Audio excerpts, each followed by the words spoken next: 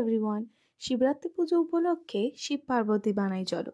আমি half Shiva half Parvati বানাচ্ছি। প্রথমে একটা বক্সকে রেড কালার করে নিলাম, তারপর স্কিন কালারের ক্লে নিয়ে একটু শেপ দিয়ে নিচ্ছি।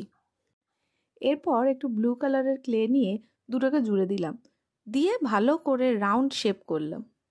এরপর আরেকটু স্কিন আর ব্লু ক্লে নিয়ে একটু লম্বাভাবে হাফ হাফ করে জুড়ে দিচ্ছি, দিয়ে রাউন্ড শেপটার সাথে এইটাকেও আবার জুড়ে দেব। এরপর ব্লু ক্লে নিয়ে লম্বা মতো করে ওই বক্সটার উপরে আটকে দিচ্ছি। এটা হলো পা। তো যাই হোক, সেমভাবে আমি স্কিন ক্লেটা দিয়েও আটকে দিলাম।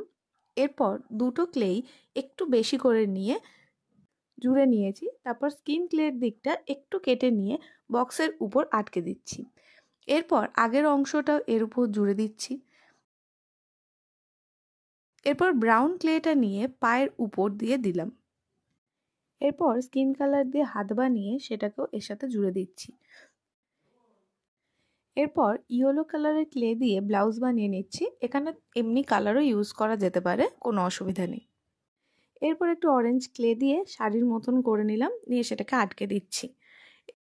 এর পিছনে আমি একটা টুথপিক নিয়ে আটকে দিলাম, কারণ এটা স্ট্রেট রাখতে হবে, নইলে এটা পিছন দিকে একটু হেলে যাবে কিছুক্ষণ পরে। যাই হোক, তো আমি এর আঁচলও বানিয়ে দিলাম আলাদা করে। এরপর একটা টুথপিকের গায়ে এইভাবে ক্লে দিয়ে পুরো কভার করে দিচ্ছি, তারপর এটা আটকে দিলাম। ত্রিশূলের মতো করার জন্য আরেকটু ইয়েলো ক্লে নিয়ে এইভাবে দুদিক করে ওই টুথপিকটার সাথে আটকে দিচ্ছি। এরপর আবার ব্লু ক্লে নিয়ে শিব ঠাকুরের হাত বানিয়ে নিলাম। এরপর ব্ল্যাক ক্লে দিয়ে দুজনেরই চুল করে দেব। একটু সরু সরু করে ব্ল্যাক ক্লে দিয়ে এক্সট্রা কয়েকটা চুল করে দিচ্ছি গায়ের ওপরে। তারপর শিব ঠাকুরের জটা বানিয়ে দিলাম। এরপর ইয়েলো ক্লে নিয়ে মায়ের গায়ের সব গয়নাগুলো করে দিচ্ছি। এরপর মহাদেবের রুদ্রাক্ষ করব, তাই ব্রাউন ক্লে দিয়ে এরকম গোল গোল করে টুথপিক দিয়ে আটকে দিচ্ছি। এরপর ব্ল্যাক আর গ্রিন ক্লে মিশিয়ে এরকম একটা সবুজ সবুজ কালার এনেছি। এবার এটা দিয়ে সাপ বানালাম, বানিয়ে কোমরে দিয়ে দিলাম। আসলে আমি গলায় দিতে ভুলে গিয়েছিলাম, তাই আমি কোমরে দিয়ে দিয়েছি। এরপর মায়ের হাতে শাখা পলা করে দিলাম। বাবার মাথায় চাঁদ মামাকে বসিয়ে দিলাম। ব্ল্যাক কালার দিয়ে চোখের আউটলাইনগুলো আগে করে নিচ্ছি।